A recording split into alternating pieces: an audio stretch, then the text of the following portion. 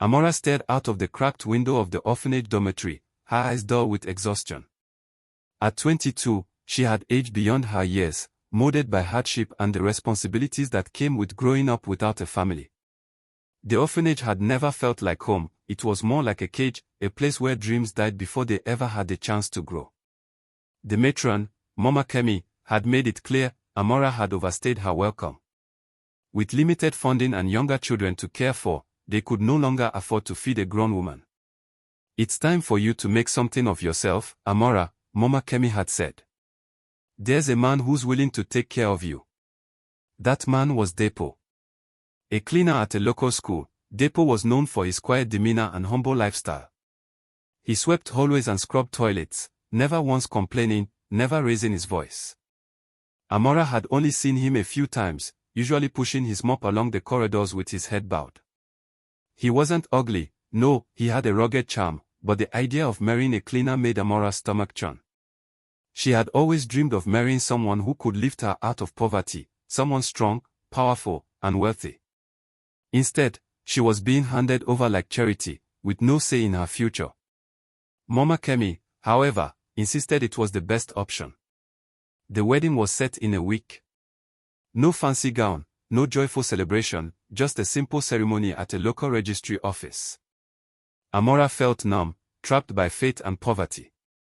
As she curled up in her bed that night, her heart heavy with resentment, she had no idea that the man she was about to marry wasn't who he claimed to be, and that this unwanted marriage would change her life forever. The wedding was as quiet as expected, no music, no guests, just a dull echo inside the registry hall. Amora wore a borrowed gown 2 sizes too big, and her eyes remained downcast throughout the ceremony. Depo stood beside her, dressed in a simple shirt and trousers. His demeanor was calm, almost unreadable. He said his vows with sincerity, though Amora barely heard a word. Her mind drifted to what her life would now become, cleaning, cooking, and probably struggling for every naira like she always had. She didn't even glance at Depo when the officiant pronounced them husband and wife. After the wedding, Depo took her to a modest one-bedroom apartment on the outskirts of the city. The place was clean but sparse, with old furniture and a flickering bulb in the hallway. Amora sat on the edge of the bed, staring at her hands, while Depo offered her a warm cup of tea. "You don't have to love me right away," he said softly.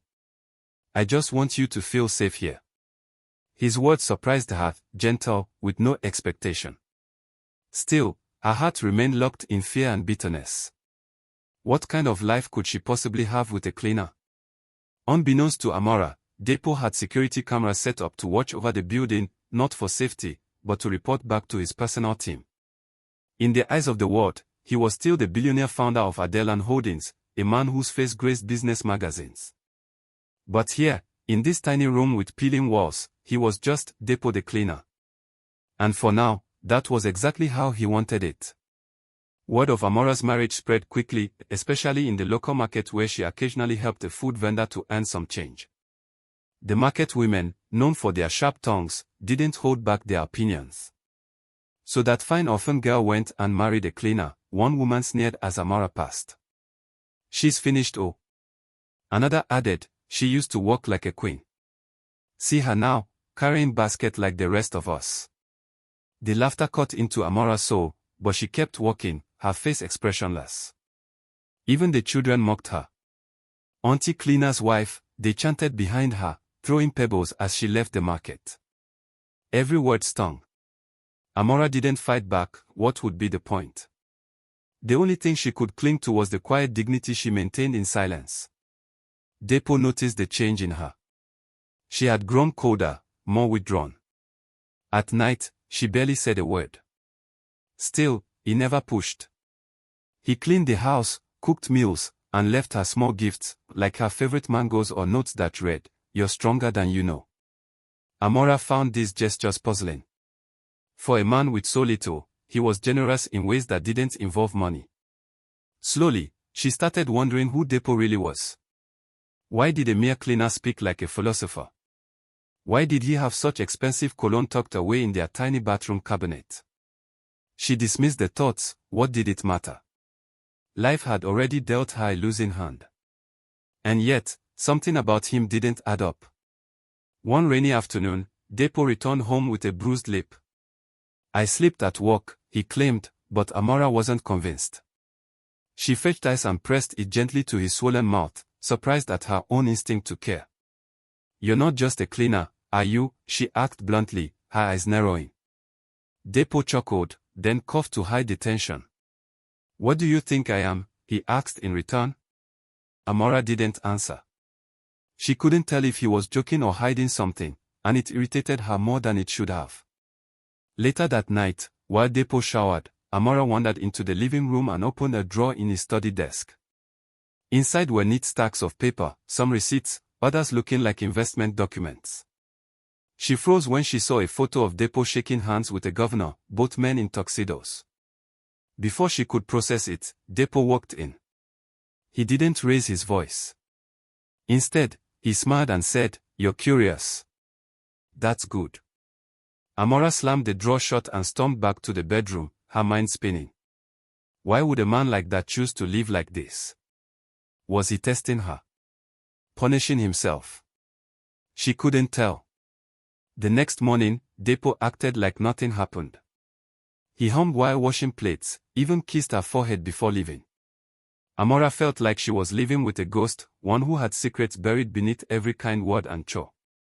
But the truth was beginning to peek through the cracks, and she wasn't sure she was ready for what she'd find. A week later, Amora fell ill. A high fever gripped her body, and her strength faded.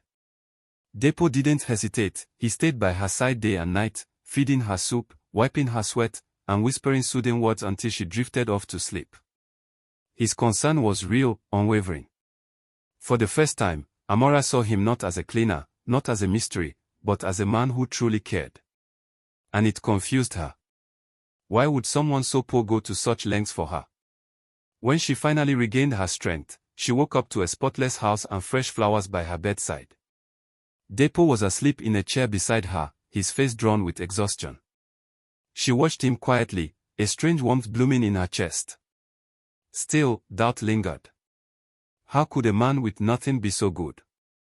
Most men with more had treated her like less. Later that evening, she asked, "Why did you marry me, Depo?" He looked her in the eyes and said, "Because you needed someone who wouldn't give up on you. And maybe, I needed someone who wouldn't judge me by what the world sees." His words stirred something in her. Perhaps they both carried wounds deeper than poverty or loneliness. And maybe, just maybe, love didn't always come dressed in riches. But Amora still didn't know the full truth. She was falling for a man she barely understood, and Depo knew it was only a matter of time before the mask would have to come off. Until then, he continued to live in the shadows of his true identity, watching, waiting, and loving in silence. The sun was high when Chief Remy arrived at the small market square in his black SUV, the engine humming like a beast in slumber. People gathered, whispering and pointing as his driver stepped out and opened the door. Chief Remy, a well-known businessman with a reputation for extravagance, emerged wearing gold jewelry and expensive ankara, his belly straining against the fabric. He smiled at everyone, but his eyes were searching for Amora. He had seen her once, passing by the market, and had been captivated by her beauty. When he asked around and learned she was married to a cleaner, he laughed. "What a waste," he had said. Now, he was here with a proposal. That afternoon, he found her helping an old woman pack tomatoes. "My dear," he said smoothly, "you are too beautiful for the life you're living. Leave that boy. Come be my third wife. You live in Lekki, have your own car, house, servants. Anything you want." Amora was stunned. For a moment, her mind flashed back to her childhood dreams of wealth and freedom. Could this be her escape? Chief Remy handed her a business card and said, "Think about it. You deserve better." That evening, Amora sat quietly at home, the card in her hand. Depo was in the kitchen, whistling as he fried plantain. When he noticed her silence, he asked gently, "What's on your mind?" She hesitated, then handed him the card. "A man wants to marry me. Chief Remy. He's rich. Very rich. Says I'd never suffer again." Depo looked at the card and then at her, his expression unreadable. And what do you want? He asked. Amora's voice wavered. I don't know. Depo didn't shout or beg. Instead, he nodded slowly and said, You deserve happiness, Amora. If you think you'll find it with him, I won't stop you. His calm response threw her off. No jealousy. No anger. Just peace. It made her chest ache in a way she couldn't explain. You're not even going to fight for me? She asked. Depo turned back to the plantain and said, If I have to fight for you to see my worth, then I've already lost. That night, she barely slept. The card burned in her mind like a question mark, but Depo's quiet dignity left a deeper impression than any promise of diamonds. The next morning, Amora visited the market again, only to be met with fresh waves of gossip. Did you hear? A loud woman said to another. Chief Remy wants Amora. Can you imagine? From cleaner's wife to Lekki madam. Another added, she better grab that offer. Who marries love when money is calling? Even Mama Kemi sent for her, advising her sternly, don't be a fool. This is a rare chance. Do you want to suffer your whole life with a mop boy? The pressure was suffocating. Her head throbbed from all the voices. Back at home, Depo served her a bowl of yam porridge with fresh ugu leaves. You didn't eat lunch, he said softly. Amora looked at the food, then at his hands rough from cleaning floors. Yet those same hands had nursed her back to health.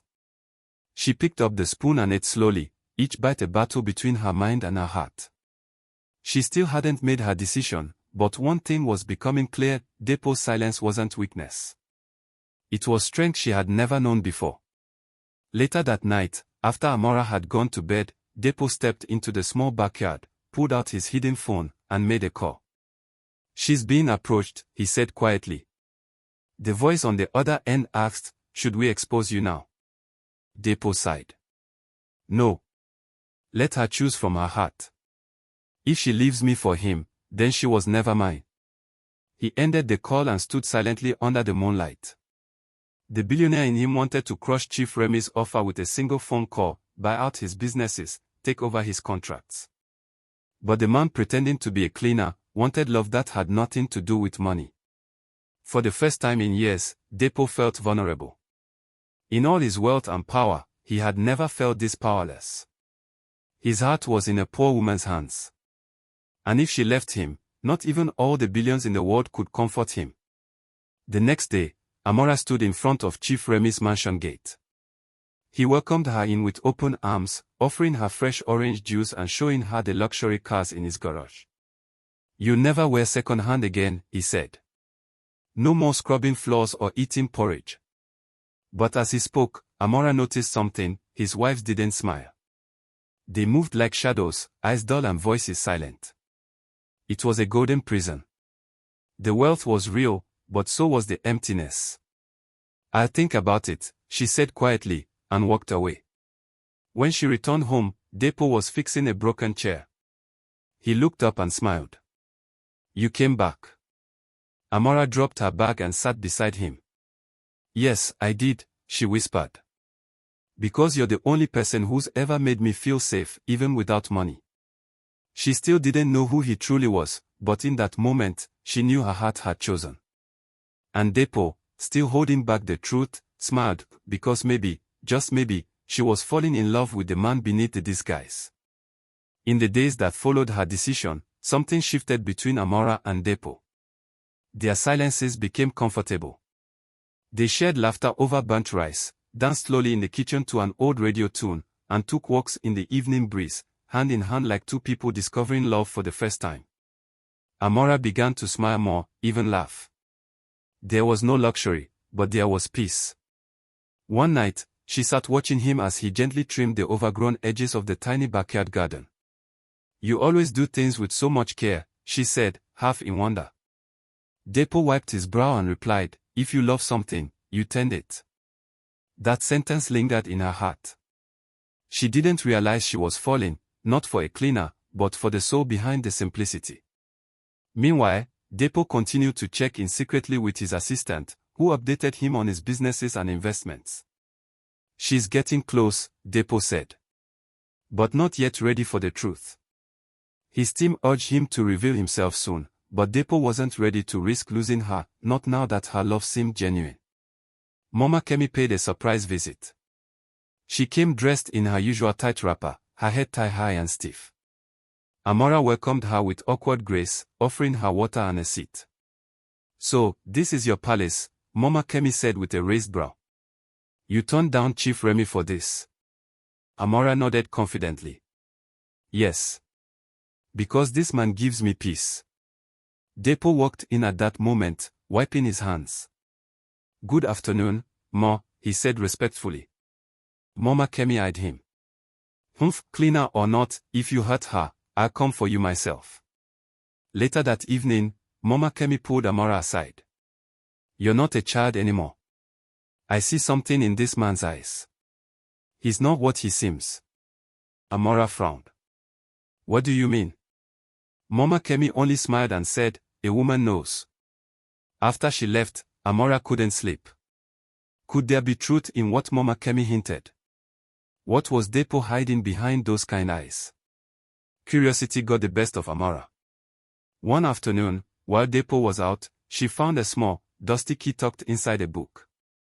She followed her instinct and tried it on the only locked room in the apartment. It clicked open. What she found stunned her. A sleek, modern room. A high-end laptop on a glass table. Walls lined with international business magazines, Depo's face on several covers.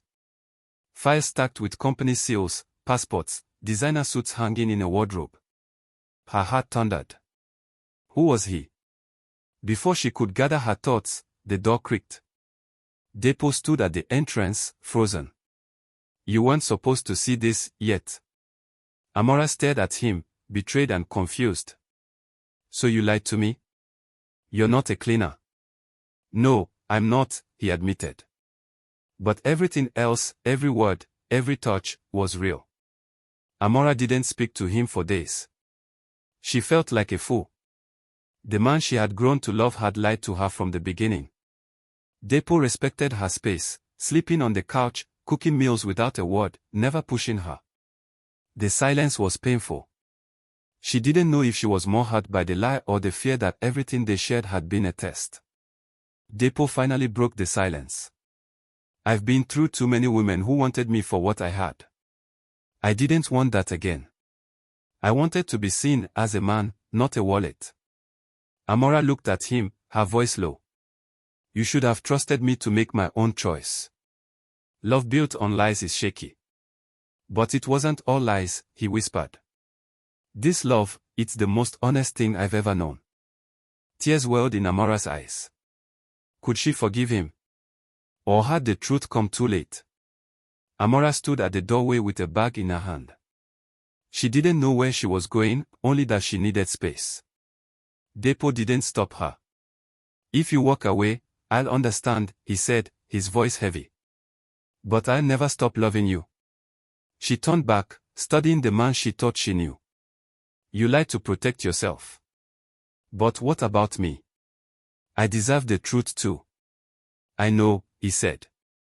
"And if I could go back and do it differently, I would." She didn't leave that night. Instead, she sat with him in the living room, her bag forgotten beside her. "I'm angry," she said. "But I'm still here. Because love isn't always perfect. It's messy. It's painful. But when it's real, it's worth fighting for." Depo's eyes filled with emotion.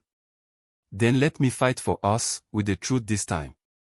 And just like that, the walls began to fall, not with lies or wealth, but with truth, trust, and a second chance. Depo sat across from Amora at the breakfast table, his hands trembling slightly as he revealed everything. His real name was Odedepo Williams, CEO of DW Group, a multinational conglomerate with roots in Lagos.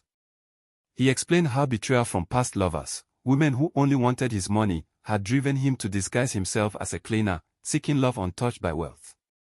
Amora listened quietly, her heart a mixture of awe and lingering pain. She had fallen in love with his humility, not knowing that behind that gentle smile was a man who could buy an estate with a single call. "I wasn't testing you," he added softly. "I was protecting my heart." Amora's eyes shimmered with unshed tears. I understand now. But it still hurt. Depo reached for her hand. Then let me earn your trust again. This time, no more masks. No more secrets. She nodded slowly. It won't be easy. But I still choose you, not your billions. And in that moment, Depo smiled, not as a billionaire, but as a man who had finally been chosen for who he truly was. The news didn't stay secret for long. One of Depo's staff members spotted him with Amora in town and recognized her from his visits to the slum. Whispers turned into wildfire. Photos surfaced on social media, billionaire Odedepo Williams seen with former slum girl. People in Amora's neighborhood were stunned. The same woman they mocked for marrying a cleaner was now the envy of every girl on the street. Even Mama Kemi returned, this time with 2 bottles of malt and a forced smile. My daughter. I always knew that boy was something else, she laughed nervously. But with the praise came scorn too. Some called her a gold digger. Others claimed she had used charms to trap him. Amora ignored the noise, but deep down, it stung. Depo held her hand through it all, assuring her, they don't know your heart. But I do. Still, the attention was overwhelming, and a storm was brewing. As if summoned by the headlines, Vanessa, Depo's ex-fiancée, returned to Lagos. A glamorous fashion influencer, she had once left Depo for a rival billionaire. But now, seeing his love life all over the news, she wanted him back. She stormed into his office dressed in red silk and bold intentions. So this is what you've been reduced to. A girl from the ghetto, she sneered. Depo remained calm. You left, Vanessa. There's no place for you here. But Vanessa wasn't done. She approached Amora days later at a boutique Depo had taken her to. He'll get bored of you, she said with a fake smile. Men like him don't marry girls like you.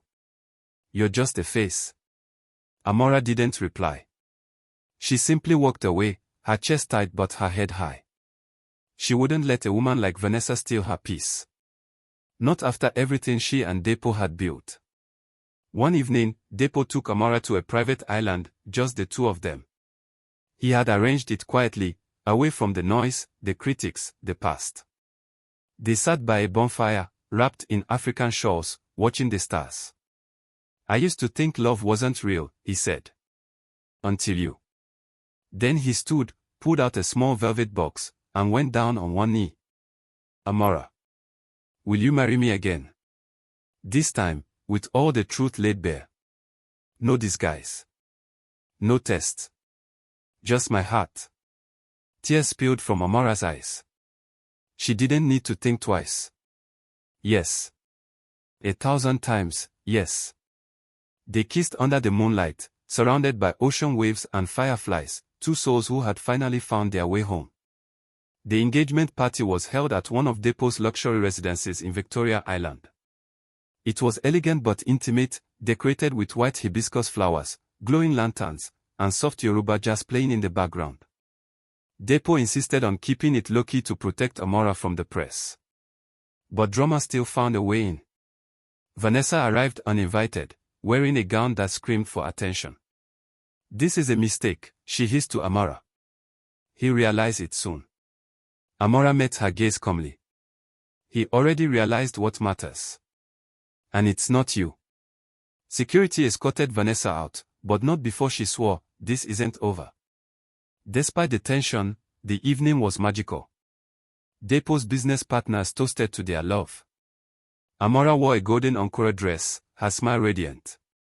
For the first time, she felt fully seen, not as a poor orphan, not as a cleaner's wife, but as the woman Depo had chosen to spend forever with. But they had no idea. Vanessa was planning her next move. Life began to settle into a beautiful rhythm for Amora and Depo. With the wedding just months away, Amora started charity work in her old neighborhood, using Depo's support to sponsor young girls through school. Her transformation from orphan to philanthropist inspired many, but not all were happy. Some of Depo's board members grew nervous. Rumors swirled about Amora influencing major decisions behind closed doors. She's just a slum girl with no pedigree, one of them grumbled. But Depo shut them down at every meeting. Amora is my fiancée. Her voice matters. Meanwhile, Vanessa was quietly working her own plan. She reached out to a disgruntled ex-employee of Depo's company, someone with access to confidential files. She offered a deal, destroy Depo's image, and they both get revenge. Unaware of the looming betrayal, Depo and Amora enjoyed their calm before the storm, blissfully blind to the danger creeping into their love story. It began with a shocking headline. Amora accused of embezzling $100 million from Depo's charity arm. Social media exploded. Bloggers picked it up. Trolls flooded Amora's page with insults. We knew it. Gold digger exposed. She planned this all along. The pain hit hard. Even her own friends started questioning her. Depo knew the accusations were false, but the scandal tarnished both their reputations. Investors began pulling out, and board members demanded Amora be removed from all company activities. Depo refused. I will not abandon the woman I love for the sake of public approval, he declared. Amora sobbed in private. I'm ruining your life, she whispered. Depo held her tightly. No. You're my peace. And I will protect you, even from the world. They didn't know it yet, but Vanessa had planted every seed of this destruction, and she wasn't done. Depo's private investigator finally delivered results. The so-called embezzlement trail led back to a manipulated document, and a familiar name, Vanessa Adebayo. Fury burned in Depo's eyes. How far would she go to sabotage what she couldn't have? He confronted her at a high-end restaurant in Lekki. I know what you did. You set up Amora. This ends now. Vanessa laughed coldly. You chose a girl who sweeps floors over me. You humiliated me. Now you get to feel it. You're sick, Depo growled. And when I'm done clearing Amora's name, the world will know the real you. Back home, Depo told Amora everything. She was stunned but not broken. She wants to destroy me because you chose me, she said. But I won't run. I've fought all my life. I won't stop now. Together, they began their plan to clear Amora's name and expose Vanessa's deceit. Depo called for a press conference. Amora stood by his side as he addressed the media. The embezzlement allegations are false. Fabricated by a bitter ex-lover. And we have the proof. He played a video recording of Vanessa's meeting with the ex-employee, captured by a hidden camera. The audience gasped. News outlets scrambled to correct their earlier reports. Bloggers who once mocked Amora now praised her strength and grace. Depo turned to Amora before the cameras. This woman stood by me through poverty, betrayal, and public shame. Today, I ask you all to honor her, not for who she married, but for who she is. The crowd clapped. Some stood. Amora blinked back tears. The truth had finally won. And Vanessa. She vanished from the public eye, humiliated and blacklisted. Her plan had backfired, and Amora had risen from the ashes like a queen. With the scandal behind them, peace returned. Depo took Amora on a getaway to Obudu Mountain Resort, where the foggy hills and serene views offered them a breath of fresh air. They hiked, cooked meals together in a private cabin, and talked about their dreams. This is what I always wanted, Amora said one night, resting on his chest.